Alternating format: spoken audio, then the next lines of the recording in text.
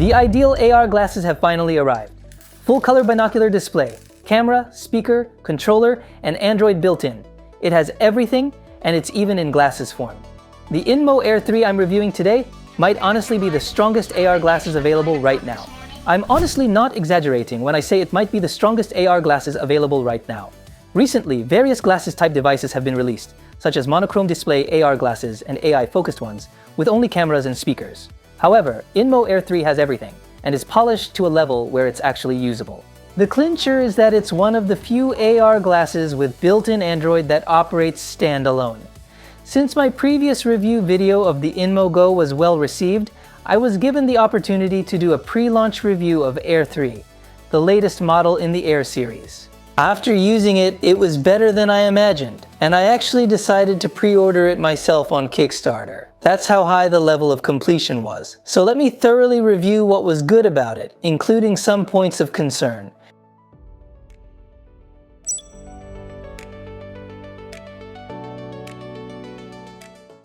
First, let me briefly introduce what kind of device the INMO Air 3 is. This INMO Air 3 has 1080p full-color displays in both eyes, achieving retinal level resolution of 62 ppd. The field of view is 36 degrees.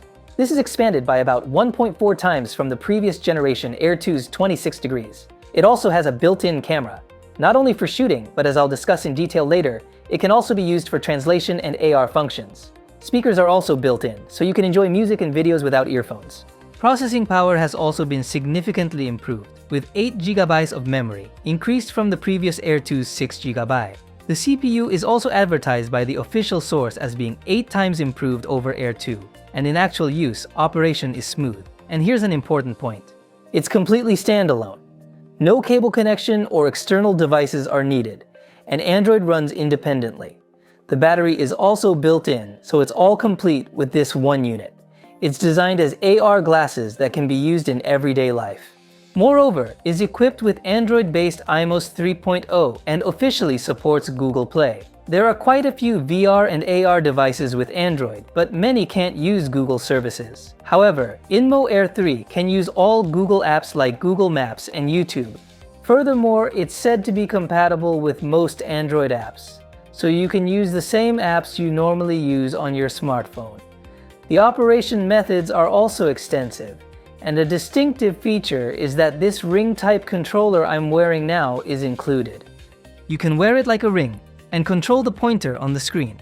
By operating this, you can directly control the screen inside the glasses. By the way, basically the screen is fixed to the front in 0DOF display, and even if you move your head, the screen follows the front of your field of view. It's a smart glasses type. The display brightness is 600 nits, so it's usable even outdoors. The original INMO Air had a monocular monochrome display, but Air 2 became binocular full color, and with this Air 3, it finally achieved 1080p high resolution, and it realized fully equipped with all features. That's the progression. Now let's look at the package contents. What's included is the INMO Air 3 main unit, USB Type-C charging cable, dedicated case, and sunglasses cover, and the distinctive ring-type controller and remote control, plus the ring charging cable. A manual is also included, and prescription lenses for those who need them are sold separately. The dedicated case can be folded flat when not in use, so it's less bulky than expected and easy to carry around. When you actually hold it, it has more presence compared to INMO Go. The temple parts are thicker than regular glasses because they have batteries and processors built in. With the high-end functions packed in, it has a design befitting AR glasses. If anything, it has a gadget-like appearance rather than regular glasses. Let's look at each part of the main unit. There's a camera in the center front, with a cover attached in the initial state. On the right temple, there's a power button and touchpad, and you can start it up by long pressing the power. The charging port is also on the right side, with Type-C placement. On the left temple, there are volume buttons. Speakers are built into both temples. It's designed so that magnetic prescription lenses can also be attached. When you look at the display part from the outside, vertical lines appear to be in it, but it's not that noticeable. As for a wearing tip, since the temples here don't expand, it feels good to wear them by putting them around your neck. Despite being heavier than regular glasses, there's considerable weight in the front as well, and the front-back balance is good, so when you're facing forward, they don't slide around on their own.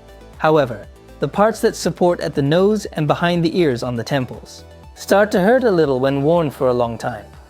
When I actually tried wrapping glasses-specific cushion tape, it improved, so I recommend it for those who use them for long periods. The display is quite easy to see. The image quality is good at 62 ppd. The brightness doesn't feel insufficient. Color expression and reproduction are good. Increasing the display brightness makes it easier to see, but you need to be careful that battery consumption becomes faster. In direct sunlight outdoors, the display naturally becomes harder to see, but for see-through AR glasses, this is unavoidable. Considering that, I think it's doing pretty well. You can use it normally in cloudy conditions or indoors, and there's no problem in the dark or dim environments. However, under strong lights, it can become somewhat difficult to see. When you want to leisurely enjoy video viewing, like this, it's good to use the cover that turns it into sunglasses. It's designed to attach with magnets here, regarding whether the video you're watching can be seen from outside. I actually turned the display brightness to 100% and looked from various angles, and while you can slightly tell the display is lit, the video content was completely invisible, so privacy is perfect. However, there's one point of concern about image quality.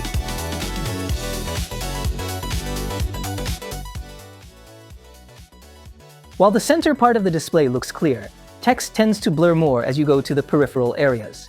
This is because aberration tends to occur at the edges due to the characteristics of optical lenses, and even with the high resolution of 62 ppd, the image quality degradation in the peripheral areas is not completely eliminated. However, the sweet spot is relatively wide, and it's at a level where there's no problem without making fine adjustments when wearing. It can be noticeable especially when reading fine text, but there's no problem for video viewing when you're wearing INMO Air3 but not displaying anything. In other words, when using it as regular glasses, I don't particularly feel that the faint vertical lines visible in the display part are in the way. The field of view brightness becomes slightly darker by about 5%. Since both temples are thick, that part becomes a blind spot. There's a feeling that the field of view narrows slightly. There's some reflection on the lenses, which makes the field of view clearer when not wearing them, but it's not to the extent that you can't keep wearing them. The display appears to float 2 to 3 meters ahead. According to the official announcement, it's possible to display a large screen equivalent to 150 inches at 3 meters away. In actual usage, at 2 meters, it feels like looking at about a 100-inch monitor. When you focus on your hands, it can also be used with a feeling like holding a tablet. So it can be utilized at various distances, depending on the purpose. The field of view is 36 degrees, and when you hear 36 degrees, it might feel narrow. However, if it were wider than this, you'd need to move your gaze significantly to see the edges. And since it's basically used with a fixed screen, I personally think it's not narrow and is just the right size. Battery life varies considerably depending on screen brightness, but it doesn't last all day. About 2 hours at 100% brightness. At 50%, it's about 3 to 4 hours. During use, the battery part at the tip of the left temple gets quite warm, and you can feel warmth behind your ear. If you use it while charging, you can use it while increasing battery. So if you want to use it continuously, it might be good to utilize a neck-hanging mobile battery or similar. Now let's actually start it up. First, regarding setup. Since INMO Air3 can be completed independently, initial setup is possible without a smartphone or PC. In the initial setup, only English and Chinese are available as options. But after setup, you can change the system language to Japanese in the settings. When started up, a unique home screen is displayed. In this state, as I explained earlier, it's 0DOF. The screen follows your field of view. You'll basically use it in this state. On the home screen, there's battery and Bluetooth information in the upper right, date and time in the upper left, and apps lined up in the bar at the bottom. You can place favorite apps in the bar under the apps. And you can see all apps from the icon at the left end. Clicking the left side of the top of the screen shows notifications. Clicking the right side shows the control center, and dragging upward from the bottom shows a list of running apps. Japanese input is of course possible, but the standard app didn't seem to support it, so I recommend installing Gboard or similar. A microphone is built in, so voice input is also possible. There are basically 3 types of operations: main unit touchpad, remote control, and ring type controller. The main unit touchpad is operated by tapping the touchpad on the right temple. For simple operations, this is sufficient, but there are scenes where you can't operate with only the main unit touchpad, so basically you use the remote control or ring. The remote control is small, so you can carry it in your pocket. Charging is possible with Type-C. When connected, a pointer appears on the screen, which you operate with the trackpad. In addition to the trackpad, there's also a camera button, home button, back button. Volume buttons, power button, and more are also installed, making it a multifunctional remote control. You can operate stably even when walking or on vehicles. However, unlike the ring, you need to put it in your pocket when not needed. The ring will probably be the main operation method for everyday use. The ring itself is compact and quite light, which is nice, but the inner diameter of the part you put your finger through is about 2.3 centimeters. I think it's designed larger to enhance operability, but it's too large to keep on all the time, so it's good to devise usage methods such as adjusting the size with adjuster tape. Charging is done by attaching the dedicated cable to the magnet terminal on the back of the ring. It connects to the main unit via Bluetooth and automatically connects when you turn on the power. While Air 2 seemed to have stability issues, this time there's no delay or pointer jumping. When you move the ring, the pointer moves, so you operate with that. It's quite intuitive. You operate the pad part with your thumb, tap to decide, and slide to swipe. Also, you can swipe by moving the ring while tapping. You might think the operation is difficult, but the precision is high, so if you get used to it, you'll think you can master it after using it a little. Sensitivity adjustment is also possible. You can operate with small movements, and deciding also just requires moving your thumb slightly, so I think there's little awkwardness even when operating on trains or in front of people. It doesn't become suspiciously obvious like hand tracking operations. With gyro operation, it seems to have no problem even with physical obstruction. You can operate even while it's in your pocket. However, operation while walking is difficult because body swaying is transmitted to the pointer and it's not stable. In cars or vehicles, because it's gyro-based, the pointer moves in that direction when you turn. Furthermore, even if you don't move your arm, moving your whole body also causes movement with the gyro. The ring is easy to use when stationary, but it might be better to use the remote control when moving. Typing on the keyboard also uses pointer operation, so you can't operate quickly. But if you get used to it, typing mistakes hardly occur. You can reset the pointer by long pressing the function key, but when you want to adjust the position, it stops when you bring the pointer to the edge of the screen. So it's good to utilize that. As another operation method, I recommend that since it's Android, you can connect Bluetooth mice and keyboards. When I actually tried it, it was quite comfortable. If you do settings, app installation, and log in with a mouse and keyboard, you can handle ID and password input without difficulty, so initial setup can be done very smoothly. With the see-through type, having a completely secured field of view and being able to operate the screen in front of you with a mouse and keyboard like a PC is really comfortable. With VR pass-through, or sunglasses type AR glasses, there are restrictions on the field of view, so this liberating operation experience is unique to the see-through type. While securing the 5 senses, it's like gaining a 6th sense. This might be true spatial computing in the real sense of the word. Next, let's look at the software side. INMO Air 3 is equipped with a proprietary OS based on Android, IMOS 3.0, so general Android apps can be used. Apps are probably treated as tablet compatible. What's particularly wonderful is that Google Play is installed as standard. Furthermore, Chrome, Google Drive, and other Google services can be fully utilized. If you log in with the same Google account as your smartphone, bookmarks and history are all synchronized, and you can use it as an extension of your smartphone. Being able to use this familiar environment as is honestly something I personally feel is valuable enough alone to choose INMO Air 3. It's an important point. Now, let me introduce the user experience of several apps. In Chrome, bookmark sharing is also done.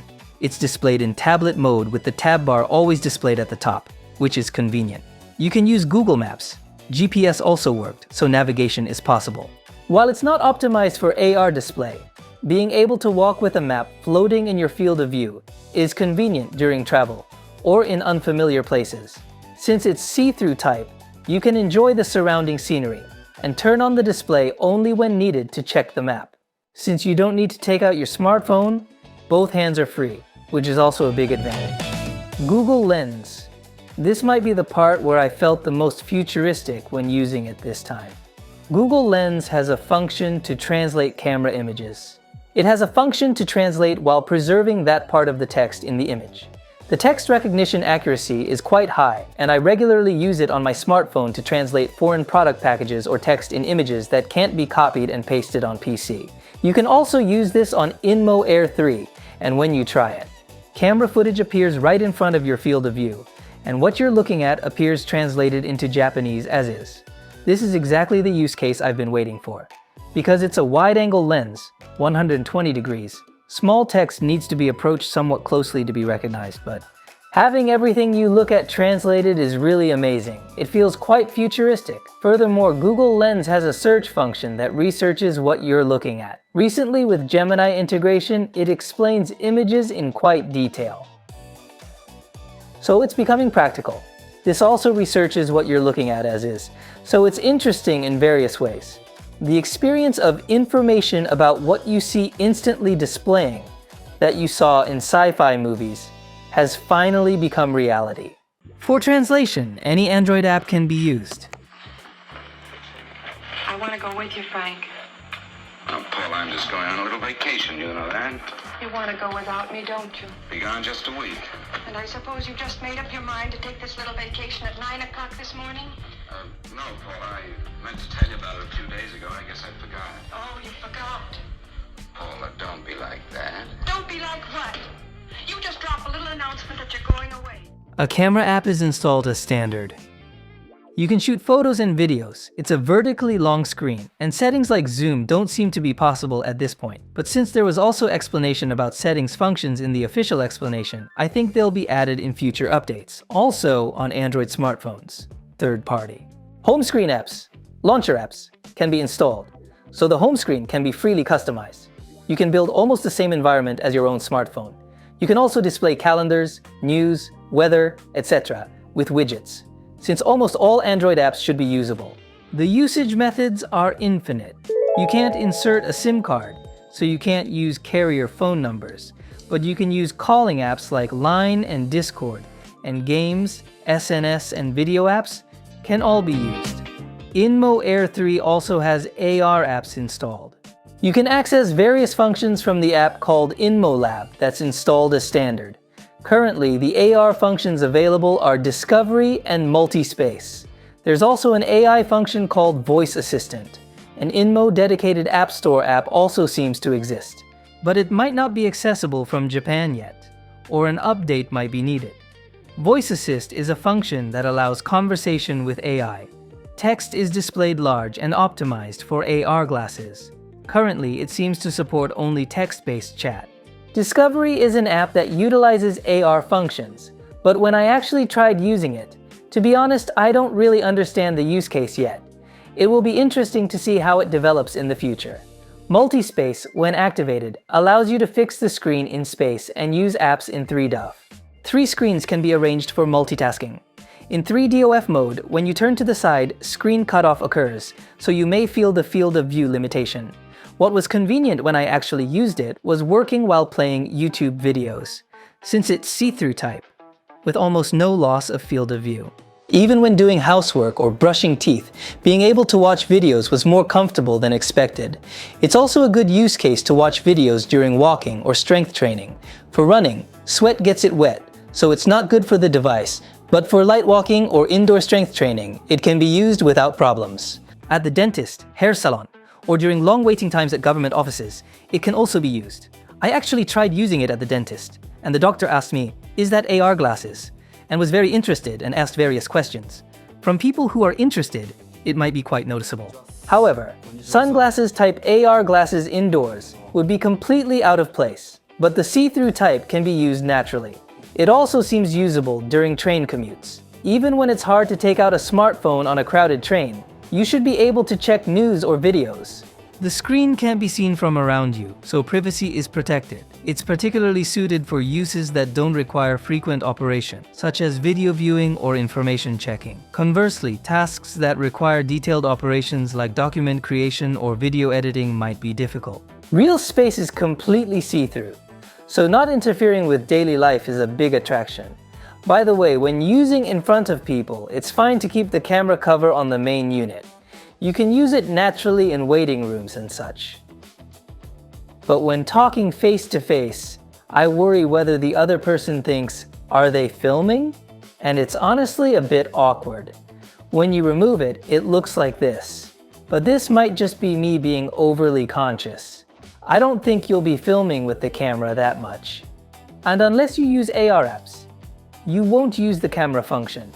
So I think there's no problem keeping it covered. However, this cover is quite small, so be careful not to lose it.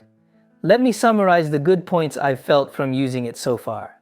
First, being able to display on the screen with almost completely secured field of view with complete see-through is good. Until now, with headset-type MR devices, you had to see real space through a camera, but I realized how much that lowered the user experience. Next, with Android built-in, customizability is quite high. You can do almost anything you want. And above all, being able to fully utilize Google Apps is a really big advantage. While many other AR glasses can't use Google services, this difference is decisive. Software stability is also high. Operation is smooth, and I feel the level of completion is quite high as AR glasses. On the other hand, there are some points of concern. First, the size feels somewhat device-like. Compared to regular glasses, it's obviously large. There's no denying the feeling of wearing a device. There are also wearability issues such as the back of the ears starting to hurt while wearing. On the home screen, it's 0 dOF, so you can't move the screen closer or change its position.